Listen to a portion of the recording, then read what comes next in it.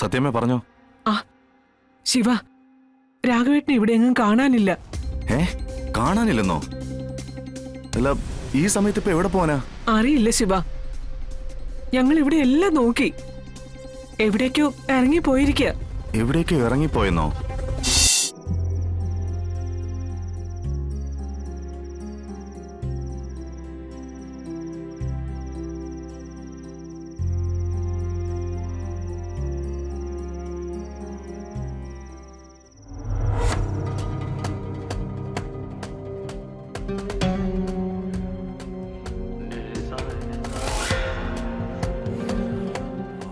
രാഘവേട്ടാ, രാഘവേട്ടാ,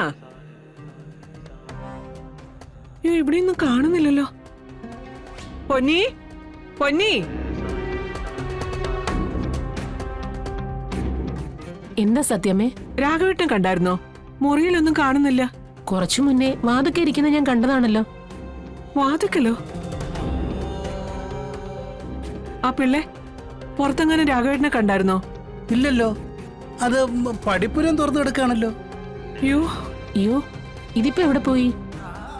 ഈ രാത്രിയിൽ ഇനി എവിടെ പോയി കണ്ടുപിടിക്കാനാ? നീ ആ ഫോണിങ് എടുത്തോണ്ട് വന്നേ. പിള്ളേ പുറത്തെങ്ങാനും ഉണ്ടോന്നൊന്ന് പോയി നോക്കി.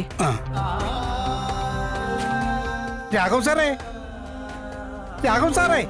സത്യമേ, രാഘവ് സാറേ, രാഘവ് സാറേ. നീ ആ മുകളിലേക്ക് എങ്ങനെ ഒന്ന് പോയി നോക്കിയേ.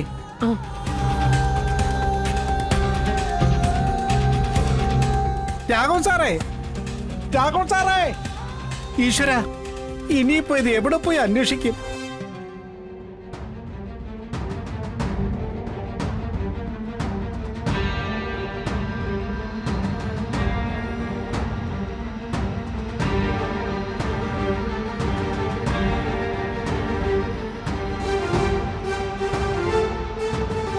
എന്റെ വാക്ക് കേൾക്കാതെ വീടിനകത്ത് കാലുകുത്തിയ നാളെ നേരം വിളിക്കുമ്പോ നീ ഇവിടെ കാണുന്നത് എന്റെ ശവമായിരിക്കും.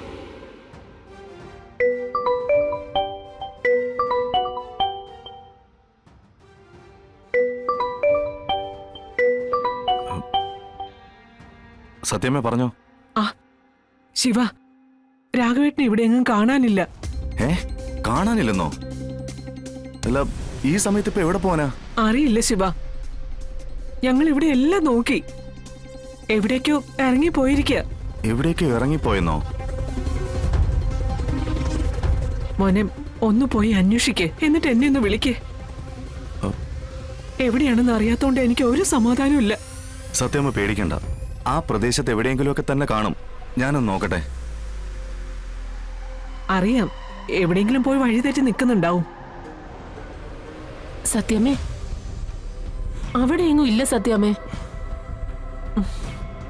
സത്യമ ധൈര്യമായിട്ടിരുന്നോ, ഞാൻ ഇപ്പൊ തന്നെ കൊണ്ടുവന്നോളാം അച്ഛനെ. ശരി. എന്താ എന്താ പറ്റിയേ? അല്ല, അച്ഛനെ കാണാനില്ലെന്ന്. അതെ, ഇവിടെ ഒന്നും കാണുന്നില്ലല്ലോ സത്യമേ. ഈശ്വര, ഇത് എവിടെ പോയി കിടക്കാണോ? എവിടെ പോയാ തിരക്കുന്നത്? അച്ഛൻ ഇനി നമ്മളെ അന്വേഷിച്ചിറങ്ങിയതായിരിക്കോ? ഞാനൊന്ന് കമലിനെ വിളിച്ചു നോക്കട്ടെ.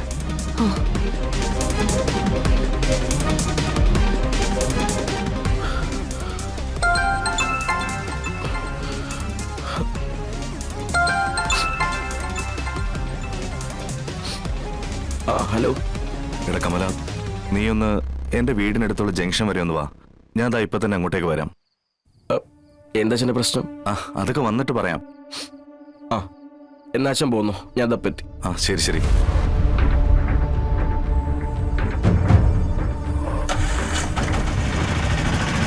ശാലിന് പേടിക്കണ്ട, അച്ഛനെ കണ്ടുപിടിച്ചോണ്ട് വരാം. ഇതിപ്പോ ആദ്യമായിട്ടൊന്നും അല്ലല്ലോ.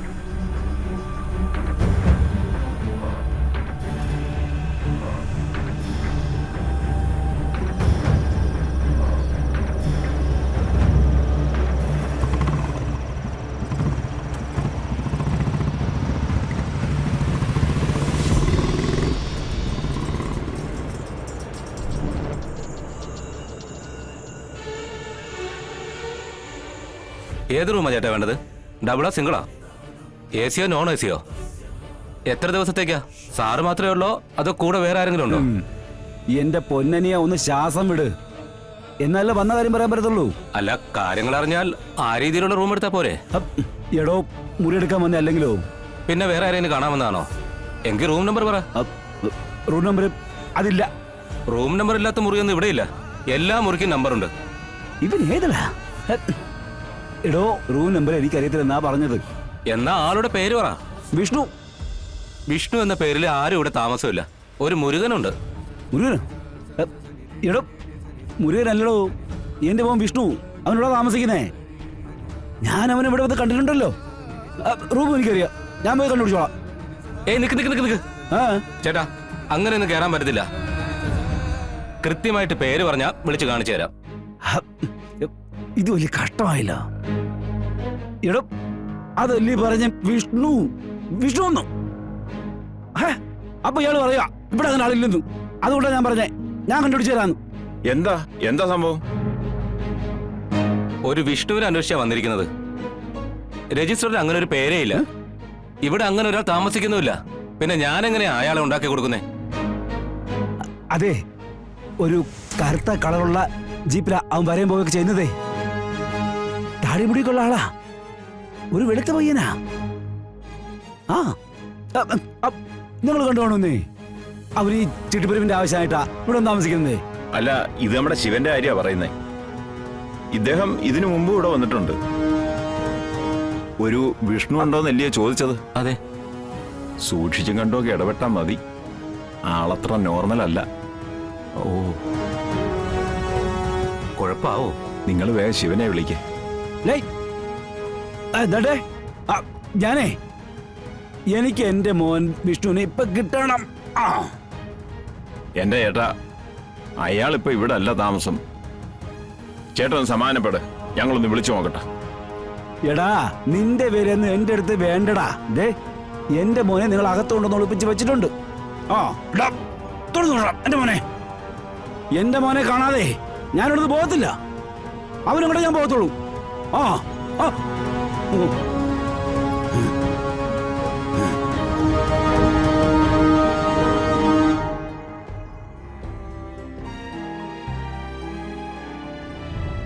വല്ലാത്തൊരു പ്രതിസന്ധിയിലൂടെയാ ശാലിനി ഇപ്പൊ കടന്നുപോയിക്കൊണ്ടിരിക്കുന്നത്.